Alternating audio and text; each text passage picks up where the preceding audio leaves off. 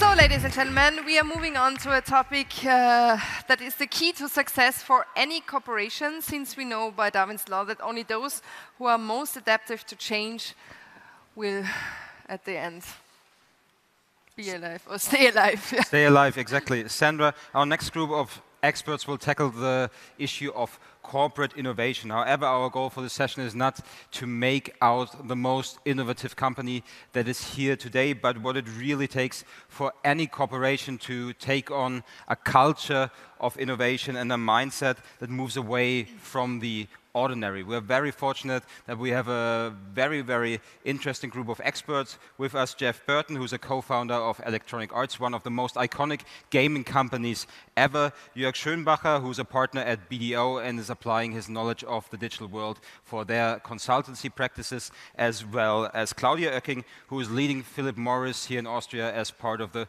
management team. The session will be moderated once again by the brilliant Christopher Keller. Thank you so much, guys. Come on stage. Bitte.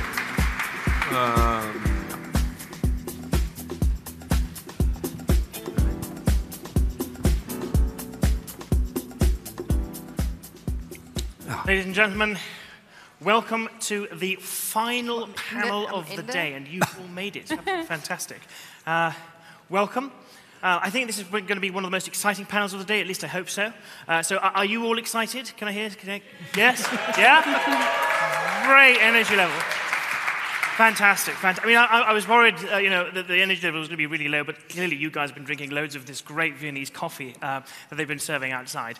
I just wanted to show two slides quickly to just show and set the scene a little bit for what we are about to be discussing.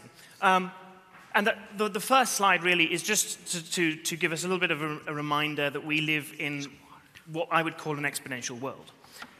If you look at the way the world population has been growing over the last few years and will continue to grow, it's an exponential growth curve. If you look at the Internet of Things, how connected devices are growing, it is an exponential growth curve. And if you look at the amount of data that we are producing every day, that we are gathering every day, it is an exponential growth curve. And that creates huge problems because actually we humans are not very good at understanding exponential equations. We're quite good with pluses and minuses, we're quite good at multiplication and divisions, but we're not that good at thinking exponentially. We're more like linear thinkers. And so it creates an interesting dilemma for people and companies that want to innovate, because if your market is actually growing exponentially and you're projecting something linear, then you end up with this delta, especially at the beginning where the exponential growth curve is quite flat, where if you're going to your boss and you're saying, you know what, we have to invest in this thing because it's going to be exponential. Oh, by the way, we're not going to see very much growth for the next 10 years, but in year 11 it's going to really skyrocket. It's a very, very difficult sell internally. And what a lot of people will be seeing is that linear growth curve, and of course, one day, the exponential growth curve kills the linear one. And to discuss that with me is my wonderful panel. And I just want to start with a question for you, Claudia. You work for Philip Morris, a fantastic organization. And effectively, you are, I guess, in the addictions business. Yeah. Right? That's true. So just share with our audience, what are these key trends? Are they exponential?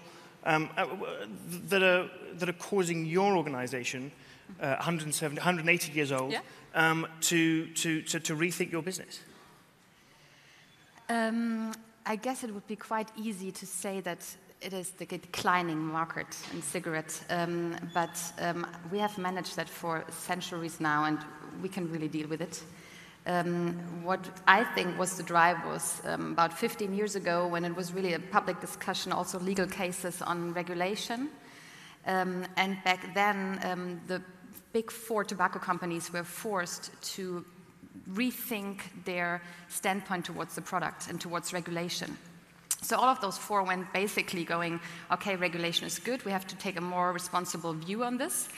And our company, I think, went one step further, saying, if we are now in favor of health warnings, if we are now discussing taxation that is useful, shouldn't we go one step ahead and say we have to rethink the product itself? So 15 years ago, we started working on how can we get rid of the problem of cigarettes, the combustion process. So we are now in the good situation that we have new products where cigarettes are no longer burned down, but you have a product where tobacco is heated only. And the challenges that are now basically facing us is how to bring them to the market. Because after 180 years, with an iconic brand that is, I think, still number 10 brand in the world, world market leader, we thought we would know marketing, sales as our core DNA, and suddenly we have electronic goods we are dealing with. We have to have products to be explained to customer, which we never did because everybody knows. So just on the point of explanation, just explain to me what is an electric cigarette? Is it killing me more efficiently when I smoke it, or what is it doing? So basically, the market is now disrupted by electronic cigarettes. These are products where you have liquids that are vaporized. For our company, we said we have to stick more to what the consumer likes, which is tobacco. So our products are electronic devices in which you heat tobacco sticks, which is a close to smoking process in terms of the habit of using it. But of course, you don't have the combustion anymore. But still, there are some things that are new. So suddenly you have an electronic device. You have to explain something. We have brand new brands. So we are not working with Marlboro anymore. We now have IQOS. And so suddenly we have to bring new brands to market. We have to deal with electronics. It's not a product anymore that everybody knows, but it's one that has to be explained. And all of that, we have to admit, is quite bringing a challenge to our organization. Yep. And startups are helping us in dealing with it. Fantastic, fantastic. Jörg, you are probably the least boring person that I've ever met working for a tax audit company. You are obviously a very talented consultant, helping businesses innovate, but you're also, you wear two other hats, which is one of the business angel, and you were also an entrepreneur yourself. When you deal with companies like Philip Morris, what are the sort of the key challenges that these companies are facing when they're trying to grapple with the change? Is it that they simply have their heads in the sand and don't understand that they have to change, or is it that they're not set up to change? What are the key challenges? I think they need a lot of energy to sustain their business and their processes, which are quite complex in order to manage their overall scale. And what we usually see is that it's difficult for them to look outside to their customer base, to additional partners, be it startups, be it technology players who then bring you electronic cigarette instead of a classical combustion. And that's a big challenge. And the second challenge is adapt the internal culture. So look again to the talent of the people and how they could really use their talent in order to make innovation happen. Not maybe always as the big disruption, but step by step, somehow making their day-to-day life easier, better, and therefore the service for the customer as well better. Jeff, you are formerly in the addiction business. Formerly in the addiction business. Yes. Well, a different kind of addiction. It's interesting to think that gaming has become an addiction for so many people, and now new technology is making it more innovative even, and secretly, I don't know how secret it is, but it's well known that emotional AI is being used, for instance, in the most popular game right now in the world, which is not one of Electronic Arts' products, it's Supercell's product, Clash of Clans. And that has so many millions of people playing it, and has for so many years, that they can now use that big data and predict within, I think, a week or so if a person is losing interest in the game. And so the AI automatically inserts, watches every move the player makes, and it can, once it sees the pattern that indicates the person is will lose interest in about a week, that player gets offered new powers at huge discounts. You have to buy in-game make in-game purchases to play the game and progress. And they usually cost, let's say they cost $1. When the AI picks up that somebody's about to lose interest, they'll offer one of the most expensive in-game purchases for 90% discount. Mm-hmm. And that brings people back into the game. And so Tencent is making billions of dollars off of being able to see and predict when people are going to lose interest, and then they sell them some more drugs. So it's basically being able to, and sort of putting, I guess what you're both saying, you and Jörg, is putting the customer very much at the heart of everything that you think about, and trying to almost anticipate their behavior, trying to keep enticing them. I want to get back to Claudia's point and challenge with trying to get this new e-cigarette out into the market.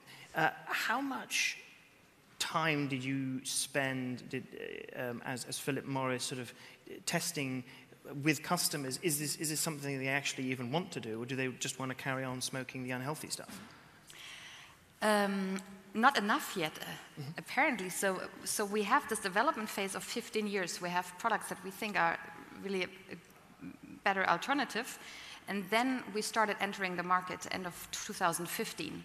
And I recall from back then, I heard that we were going into this one town in Japan, and everybody was like, why one town? I mean, we're Philip Morris. And now, in the backflip, it's of course, it was very clear because we had to relearn so much. And since then, we realized that we have to learn much, much more. So now it's basically an exercise we have to do in every market by market. We are taking assessments whether to go city-wise or market-wise, depending also on the length, the growth and the size and other aspects.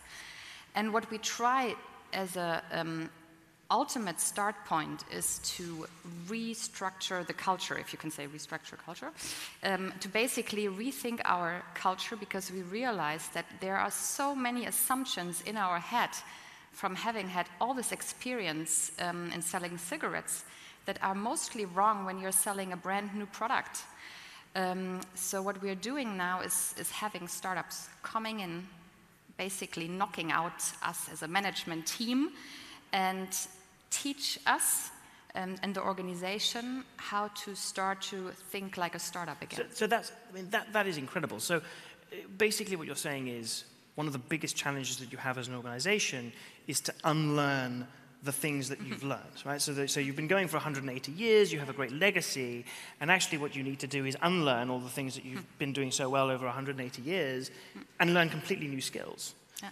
And so how are you doing that? So you talk about sort of taking some key decision makers and top management away from it. How does that work in practice? Yeah, so basically we have an organization, the whole company, and then we go market by market. We find startup coaches, so actually founders that come into our company and get, in a very processed way, I guess that's corporate, to teach, to get rid of the old management skills.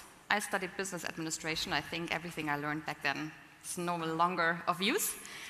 So basically try to get those original management process out of the organization and have the middle management and our juniors work on very little projects in which we go in a testing mode like a startup into the market, to the consumer, and try to find out whether first assumptions that we are doing on a project are right or wrong. In the past, we would have a great strategy, work on it for 1.5 years, roll it out, and then see whether it works. Exactly. Yeah. And now it's really a step-by-step approach, but very structurally along the lean startup concept, and with the help of outside founders, basically standing in front of us saying, yes, you might be good managers in this corporate world, but you have no clue how to deal in the world where you have to act minute-wise on the consumer perception and behavior. Jörg, in your work as a consultant, what are the risks of adopting the strategy that Philip Morris is adopting? So ultimately, trying to embrace this, bring in some young kids, put them in a room, let them sort of prototype some stuff. That's not the way corporates normally do business. So have you seen customers of yours in your consulting practice do similar things? What are the risks? I've seen customers doing similar things, and I see somehow a trend to adopt startup methods, especially lean startup within corporates. I think the biggest risk is if you start to play startup without bringing it to the end the startup has. So bear your own risk, take the entrepreneurial decision and responsibility for it, have real ownership for the product, for your success with your customer. Then it becomes somehow a management game, and in the end it was fun. You may have some additional data from direct customer interaction, but you tend then to go back to your standard processes, make your business, because your business is that where your incentive lies, where your processes work, and where overall you need to keep up the scale of your business. So effectively, you've started something innovative that you've built, but then it kind of gets killed because the mothership is actually doing something else. Doing something else, and at some point in time, we at least have seen that the mothership then has its own rules again, come back with reporting and controlling standards. We are, of course, consulting on that on a regular basis, and see that in the end, if it's not successful as fast, then maybe the fun may go away quicker than you usually would think and would like to have it. I think the first-hand reaction is always, "Ooh, that's faster than we have it in the past." We do not need to plan. This young bunch of guys, they are having a result within a month, and if I would have the project within our standard structure, maybe we would have a half a year of planning session, then need to discuss budget, allocate a team, and 2 years after that we may have the same status. But still, the biggest challenge from my perspective is how to bring these results then back into the organization and reshape your process world in a way that you can really achieve results, which are not mini customer studies with a new method, but are really customer successes. So see then the e-cigarette in figures that it's a relevant product in your portfolio is still a big challenge to come. And the startup method is, of course, a source of two worlds clashing somehow. Yeah. And if you want to integrate the startup guys too much into your corporate processes, they are often losing their power to interact faster with customers, see other partners, be more open. Yeah. From our perspective, it's a long run, and it needs a lot of cultural and communication work, especially leadership and a clear attitude that you want to have that. It's a long way to change from a planning culture and reporting culture to a do culture, which sees results fast. So I want to get back to this point of this clash of cultures, because I think you touched on something there that is really, really important. But first, Jeff, culture has now been mentioned both by Jörg and by Claudia. When you guys started Electronic Arts, was culture something you were very conscious of and created deliberately? Yes, we did. We tried to build a culture. We purposely added things to, for instance, the office furnishings. Like we provided Nerf balls and Nerf ball guns to everybody in the company. And do you know what? Does everyone know what a Nerf ball gun is? It's basically things where you can shoot other people with it, but in a non-harmful way, which is not something that you would commonly see in a company environment. No, but we encouraged people to let off steam occasionally, and people would kind of band together and have, we did have at that time those half wall, the Miller walls, the cubicles, and people would use them for defensive purposes and fire Nerf balls at each other. And sometimes a battle would break out in the offices and last maybe 15 minutes, and everybody kind of, they'd let that steam off and they'd go back to work. And so we put that out there as a way for people to kind of release some tension, because it was always, starting a company is always hard, and so we wanted to build in to the culture the ability to express yourself and let things out and be open-minded. That was the other thing that I would say is in talking about the large corporations and what some of the bases are for internal innovation is to have an open mind and being able to change quickly. I wanted to tell a little story here, a quick story about Electronic Arts. It was a large corporation at the time, doing almost $1 billion in business, and a group that was heading up the EA Sports division was trying to come up with a tagline for EA Sports. And they'd been working for a few weeks on it, and they were reaching the day that they needed to make a decision. And the leading candidate among the discussion for the tagline was the spitting image of sports. And Jeff Odiorn, a brilliant guy that was on that team, the morning that they were supposed to make the decision, he was taking a shower, and he said it just came to him, the phrase, "It's in the game."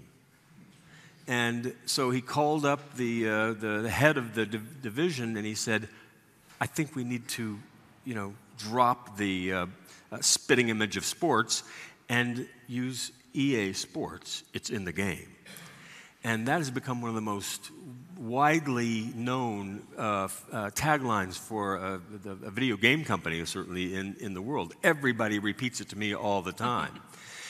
And they were able to make the change like that. And so that reflected a couple of things. It was not the CEO that made that decision. It was the kind of director of the division, Don Transith, a really good guy, was there for about 16 years. But that was built in, this ability to react quickly and make decisions, and that was the kind of culture that we tried to instill in all of the people that we hired. So that's a very interesting question. I mean, 2 points that came out of what you just said. One was the fact that you're creating a culture that allows for serendipity to occur, i.e. the shower moment, right, where you just have that open-minded moment, and all of us will have had great ideas. So some of us have great ideas while we're running, or some of us have great ideas in the shower, where we're actually not focusing on something, but we have that great creative moment. So you're creating a culture that allows for serendipity, but also you have a leadership in place that says, do you know what? Yep, we're going to forget all this time and money we spent on market research on this other slogan, and we're just going to go with this one. Right. And it's just the ability to make that decision really, really quickly. Yeah, and that's part of the culture. That needs to be part of the culture if you really want to be driving innovation in a company, even if it's a large company, particularly if it's a small company. But I want to get back to this sort of what Jörg mentioned earlier on. This is the clash of cultures, and this question: are corporations even capable of truly innovating, or is that something that only startups can do? Claudia, what do you think? I think we've heard this on the panel before, that we said, of course, it's the leadership that you have. So if there's no commitment from the top, I think you can forget about it. I think this is always a theoretic thing, but I've experienced it in the companies I've been. It's also the middle management that is very, very important, because here, if you're talking suddenly startups, so suddenly you build down hierarchy, then of course that is where you might find people disliking that. I think it's the problem of, in a big corporation with all the value that is behind it and its brands, you might have to take a different approach to risk management. So I think there is really no alternative for big corporations like ours. It's not the question whether you are being disrupted, it's when you are being disrupted.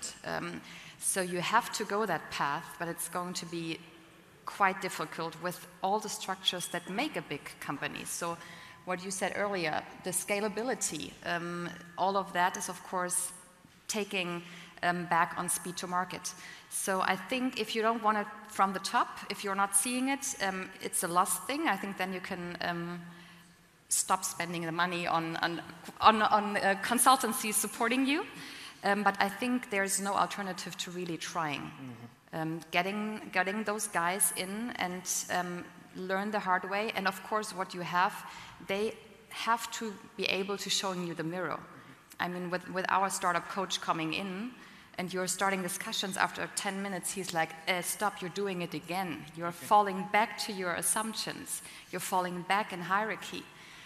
So I think... So commitment at the top of the organization to follow through, and then an open mind to criticism from below effectively. Yeah. So I just want to take that actually as a quick moment to engage the audience, because we're sort of talking at you top down. But you've probably got some great questions for us. So I've got a microphone. So if any of you have some questions that you'd like to ask our fantastic panelists, please put up your hands. You can do so now, or I'll ask you again in 2 minutes' time, and you can think about a question that you might want to ask these fabulous people while we have them. But I want to sort of get back to the sense, and this question to you, Jörg, as to what are the best ways big companies can adopt what startups do well?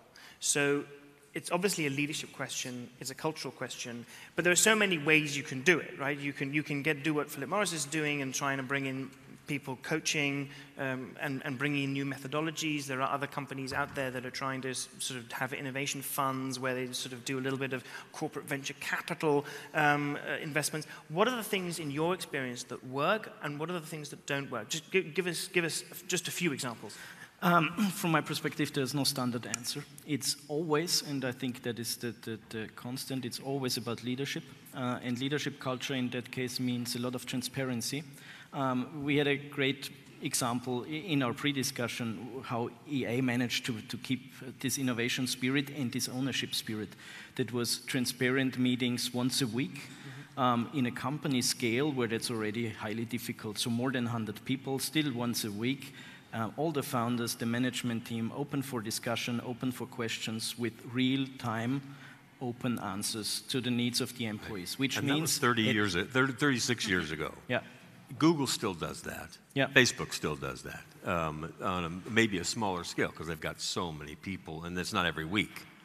But it's a practice in Silicon Valley, is that the management of the companies are willing to stand in front of the whole company and take questions, and they are brutally honest with their answers because their employees demand transparency from them. And I think that's a characteristic that older companies are not accustomed to having.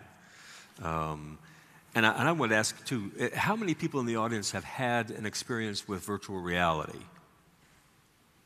Most, looks like. My prediction is that that's going to transform the way we do everything in terms of learning.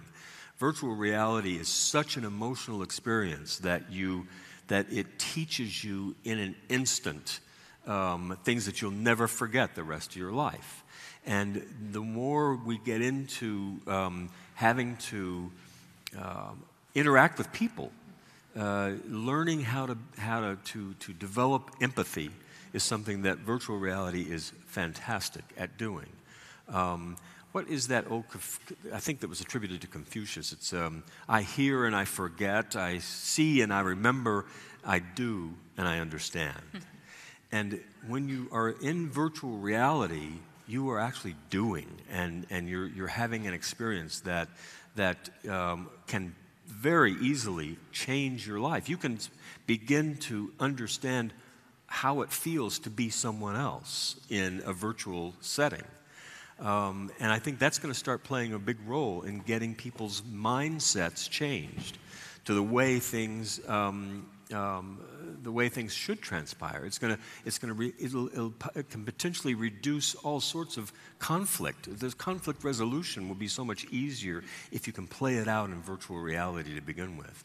It's a very interesting point you make, this changing people's sort of perception and mindsets that you just mentioned. Because effectively, Claudia, this is a struggle that you have, right? This is, ultimately, you are, if you change your key strategy, your brands, your product, you're also changing the purpose of your organization. You used to be an organization that produced quite harmful products. Now you're trying to focus on products that are less harmful. That's changing the purpose, and it also ultimately changes the purpose of the people working in the organization, starting very much at the top of the organization. And that also means, in some cases, loss of power, right? You mentioned that people are having to step out. How are they dealing with that? Is that something that comes easily to them, or is it a struggle for them to relinquish that responsibility and their input into the strategy, into the future of the business? It's one of the struggles and one of the things that we have to tackle with, because it's in very different markets, in very different stages. So you start in the marketing and sales world. So in the past, you would go and eventually, as a marketeer, work on our premium brand, the #1 brand in that market, and you're the king in marketing. And so suddenly in markets, we bring this new brand in, and so the people are being shifted from Marlboro to those new brands, and they're like, "Whoa! I just got here. This was the thing I always wanted." So that was one of the things that we experienced, where we had to deal with and just discuss it openly. Then we are experiencing a world in which we say we don't want to sell cigarettes anymore, but then we have factories. Let's take the one in Berlin that are producing them every day in a super high quality, and we are proud of them.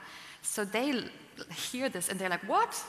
So they're different. Of course, this is a corporate, in a global company, the things you're dealing with. And what we have learned that we have to do more focused and take every person with their own experience and with their own speed to change serious, with very different emotions to it. That's a very, very good point about people's identity in the business, and that being under threat.